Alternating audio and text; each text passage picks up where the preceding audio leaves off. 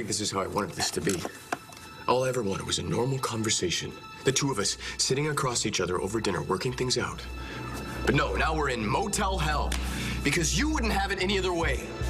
This is your choice, Jessica, not mine. I'm coming. Whoa, relax.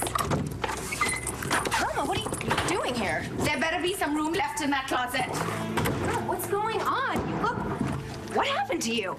You happened, Aubrey Wentworth. You and your schemes have cost me everything, including my husband.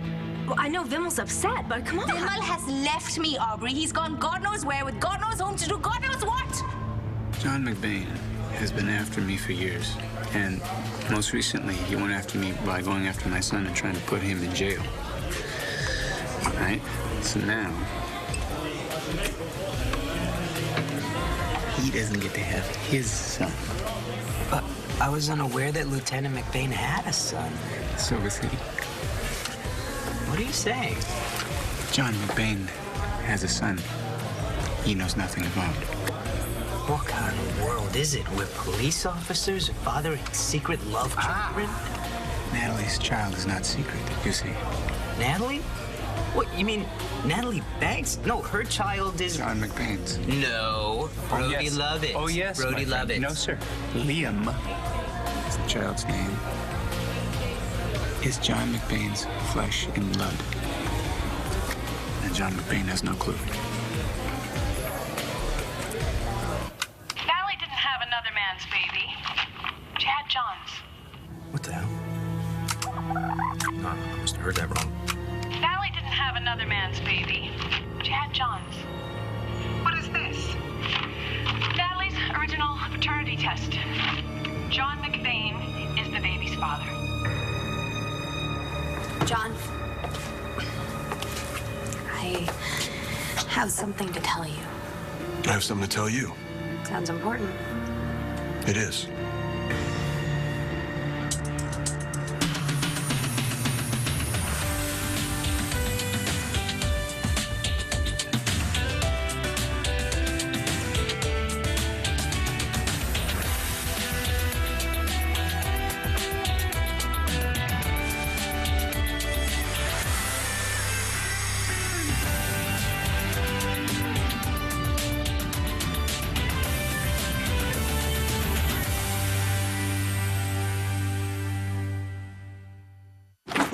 But Christian wasn't interested in an apology, so I learned an important lesson. If you're going to throw yourself at someone's mercy, don't do it in a steam I was room. charging. Unless you want to look more pathetic than when you came in. Oh, it's not that bad. Really? Okay, it's that bad. Wait, it gets worse. I reach home to find out that my home is no longer mine. What? Cutter lost the house. Oh my God, how did that happen? I don't know. The Buchanans took it back somehow. All I know is when I reach home, they were changing the locks and throwing us out along with the trash. So you came here? Yeah, and I'll be taking the bed. No, come on, Roma, there's got to be somewhere else you can stay. Not since you destroyed my marriage. It's not destroyed. Vimmel will come around. He just needs a little time. How much time did you give Joey, Aubrey? A lot. Has he come around yet? Do you think he ever will? Feel like the shakes? Well, since I've already got the other kind. I know that the surgery might take a while, so I thought maybe you wanted some caffeine. Thank you. And not just for the soda. Thank you for showing up. Now, you know what? Your father's getting a heart transplant. Where else would I be? No, well, after everything I did to you, anywhere but here. Yeah, but don't worry. I'm not going to read into it any more than you want me to. So now you're telling me what I want? Well, I mean, I already told you what I wanted. You. And what did you say? I said that a lot has happened. Yeah.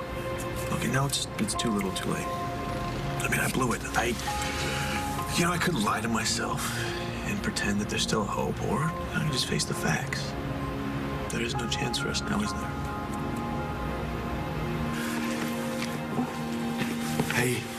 Hey, I try not to make it too tight. I don't want you to be uncomfortable. Look, I'm sorry. I'm sorry, but how else was I supposed to keep you from bailing on me? This is the only chance I have of getting Tess to hear me. Can you hear me, Tess? You in there? You don't think of Tess as a person, do you? No, to you she's just a problem. A puppy who chews up furniture until you show up and say, bad dog. Well, it's different for me. It's different. I love her. I want a life with her. And we're not leaving this room until I get her back. Wow. This is gonna be in the headline for tomorrow's banner. John McBain volunteers to talk, because that's pretty much a once-in-a-lifetime thing. I think it'll be worth the wait. I admit, I'm really curious, but I'm not sure if I'll be able to say what I need to say, and it's weighing on me. You gonna pull the ladies first card on me? If it's okay with you. Sure. This is probably the last conversation I'd ever think I'd have with you. Not looking forward to it. What's going on? It's about Brody and me. Something's changed. And no one was more surprised than we were. It just kind of snuck up on us, and we're still getting used to it. Just say it. Brody and I are together. Why would Marty say that? If she's nuts, why did she say anything? You told me the paternity test showed it was Brody Lovett. I thought that was the reason John left Natalie. And I knew John would leave her if he thought the baby was Brody's. What was I supposed to do? Let Natalie and John live happily ever after? Oh, I see. I see what you're doing. What am I doing? You are making up a wild story to see if I will believe it, like that show, Punk'd. No, sir. I'm not playing games with you.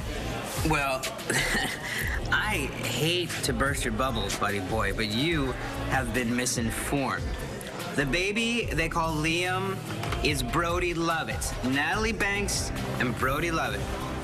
See, then I could tell there was something up with Brody and Natalie, and I figured out that they'd slept together. And then I saw that Natalie had had a paternity test. I know it for a fact. Clint Buchanan, he sent me to the DNA lab at the hospital to change Jessica's paternity test, but while I was there, I saw Natalie's too. I found it, and I printed it out. Liam's test showed that Brody Lovett is his father. There it was. Proof. Picture perfect. Baby was John's. And don't try to tell me that I changed the wrong test. Yes, I may have been confused when I saw that both of Mr. Buchanan's daughters had paternity tests done. And yes, for that reason, I may have had some doubts about which paternity test Mr. Buchanan wanted me to change, but I have no doubt about what test I did change. I changed the one for Jessica's son, Ryder.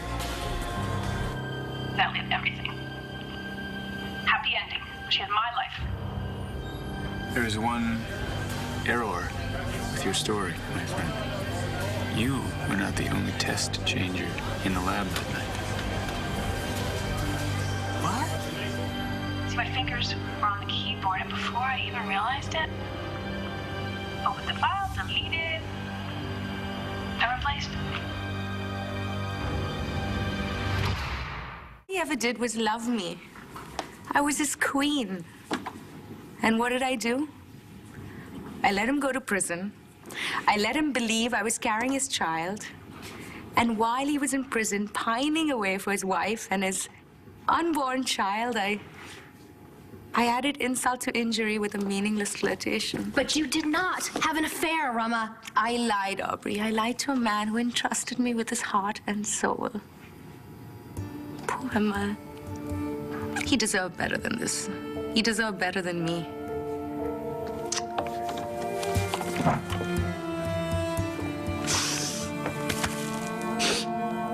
No, for what you're saying to be true, then somebody else would have had to have come in and changed Liam's test before I changed Ryder's test. That is exactly what I'm saying. But that's impossible, isn't it? I was alone the whole time. Except, of course, for when Dr. Saybrook...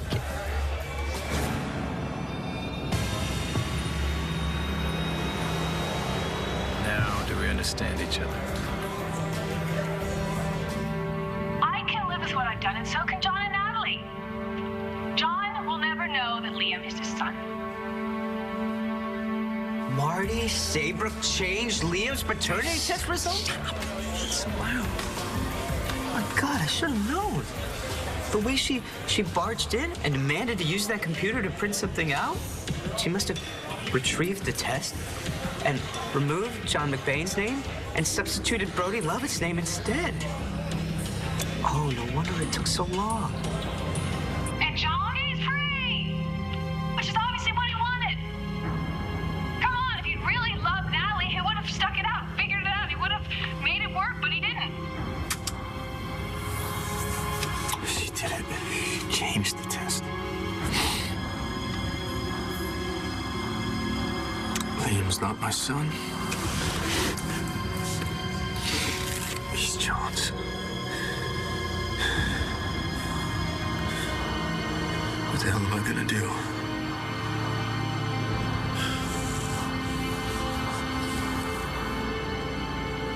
Thank you for telling me.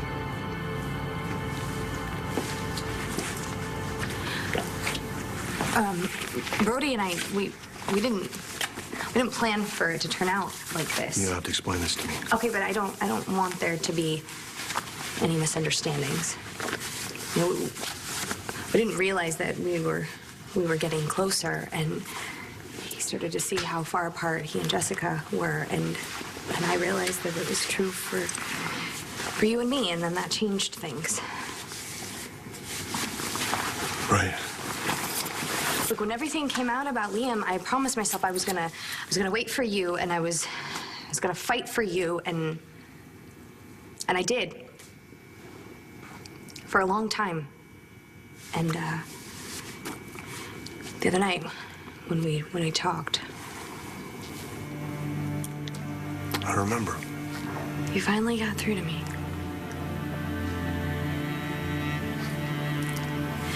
We don't have a future. Brody and I do. Well, then I guess I should be happy for you. Hey, it's none of my business, but how does Jessica feel about all this? You want to know why we're in this place? Tess knows. She came here with me, didn't she, Tess? This is where we hid out and planned our future. Where we committed to a new life for ourselves, for our son. It's where we let down our guard. And stopped being afraid to tell each other how we feel. We made love that night. And it was love. Not just sex, because we love each other. And then I went and made the biggest mistake of my life. I left you alone. I went to see Cutter to ask him to give you a divorce. And when I was gone, that's when Jessica made her move. She knew that you were vulnerable and that you couldn't stand up to her. And when I got back, you were gone. Tess, I'm so sorry. If I had to do it over again, I would never leave your side, not for a second. I'd do whatever it takes. Because I need you, Tess. I don't want to live without you. Please. Please come back. Tess? Is that you?